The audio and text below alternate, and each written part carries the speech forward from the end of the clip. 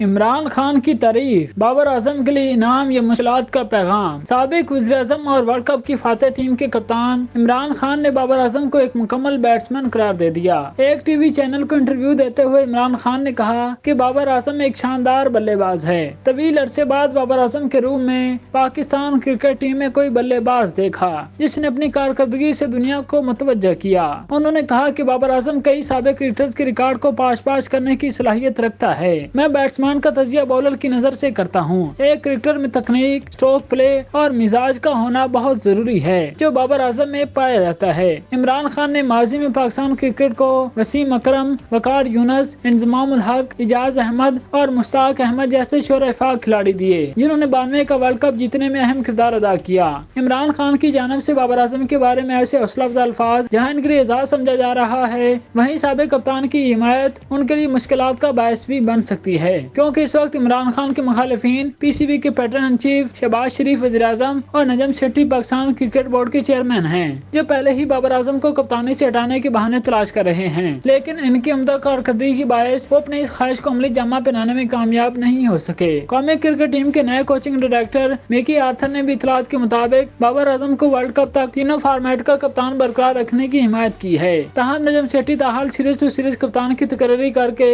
بابر پر دباؤ کو برقرار رکھنا چاہتے ہیں۔ گزشتہ سال نومبر میں عمران خان نے انکشاف کیا تھا کہ انہوں نے پاکستان کرکٹ بورڈ کے اس وقت کے چیئرمین احسان مانی سے کہا تھا کہ انہیں قومی ٹیم کا کپتان مقرر کریں۔ واضح ہے کہ بابر اعظم کو اکتوبر 2019 میں سرفراز احمد کی جگہ کپتان مقرر کیا گیا تھا۔